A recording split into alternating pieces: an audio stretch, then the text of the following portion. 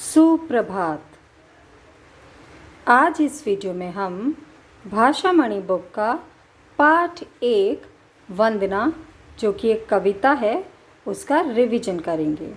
सभी बच्चे अपनी भाषामणि बुक अपनी टेबल पर निकालें और मेरे साथ रिवीजन स्टार्ट करें। भाषामणि पाठ 1 वंदना, ये एक कविता है। सबसे पहले हम इस कविता को एक बार फिर से पढ़ेंगे।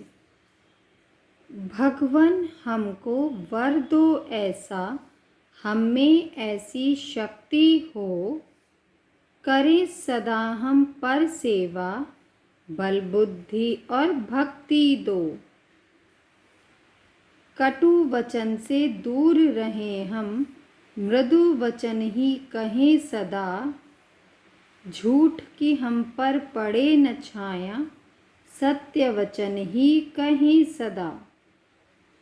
भेदभाव से दूर रहें हम, करें सभी को प्यार सदा, मिलजुल कर रहना सीखें, कष्ट दुखियों के हरे सदा।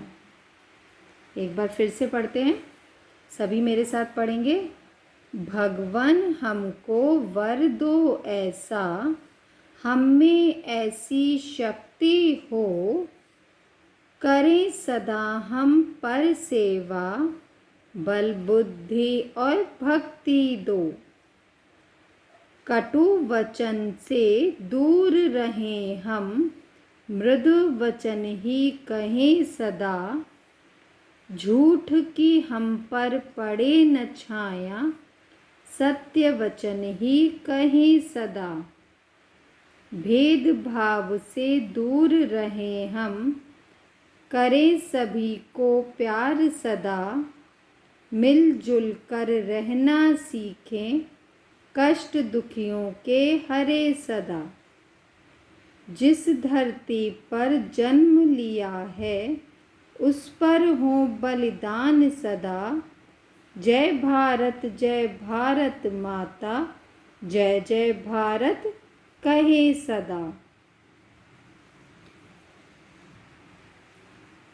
Exercise number 1, page number 6। प्रश्न 1, बच्चे भगवान से कैसी शक्ति मांग रहे हैं? उत्तर है, बच्चे भगवान से पर सेवा के लिए बल और बुद्धि की शक्ति मांग रहे हैं। किसकी शक्ति मांग रहे हैं? पर सेवा के लिए, पर सेवा के लिए बल और बुद्धि की शक्ति मांग रहे हैं। प्रश्न 2, बच्चे किससे दूर रहना चाहते हैं? उत्तर है, बच्चे भेदभाव से दूर रहना चाहते हैं। कैसे रहना चाहते हैं? भेदभाव से दूर रहना चाहते हैं। प्रश्न 3, बच्चे किस पर बलिदान होना चाहते हैं? उत्तर है, बच्चे जिस धरती पर जन्म लिया, उसी पर बलिदान होना चाहते हैं। कहाँ बलिदान होना चाहते हैं बच्चे? बच्चे जिस धरती पर जन्म लिया, उसी पर बलिदान होना चाहते हैं। एक्सरसाइज नंबर 3, सही कथन पर सही और गलत पर गलत का चिन्ह लगाइए। यहाँ ये वाक्य दिए हैं जिन्हें मैं आपको पहले भी पढ़ा चुकी हूँ। इन वाक्यों को पढ़कर हमें यह बताना है कि यह वाक्य इस कविता के अनुसार सही हैं या गलत हैं। हमें सदा लड़ते रहना चाहिए। यह वाक्य सही है? नहीं, गलत। हमें सत्य और मृदु वचन बोलने चाहिए। यह वाक्य सही है? जी हाँ, यह वाक्य सही है। हमें दूसरों से भेदभाव करना चाहिए? नहीं, हमें भेदभाव नहीं करना चाहिए। हमें सदा मिलजुल कर रहना चाहिए? हाँ, हमें आपस में मिलजुल कर रहना चाहिए। तो पहला वाक्य गलत है, दूसरा वाला सही है, उसके बाद तीसरे नंबर पर गलत दिया है और लास्ट में आखिरी वाक्य इसका सही है। उचित शब्द चुनकर रिक्त स्थान भरिए। यहाँ हेल्पिंग बॉक्स दिया गया है जिसमें शब्द लिखे हुए हैं। इनमें से सही शब्द लेकर हमें इन रिक्त स्थानों में लिखना है और इस एक्सरसाइज को कंप्लीट करना है। यह एक्सरसाइज मैं आपको पहले भी एक बार करा चुकी हूँ। कटु वचन से दूर रहें हम। यहाँ रिक्त स्थान में हमने क्या लिखा है? दूर। मृदु वचन ही कहें सदा। यहाँ रिक्त स्थान में हमने क्या लिखा है? वचन। जिस धरती पर जन्म लिया है।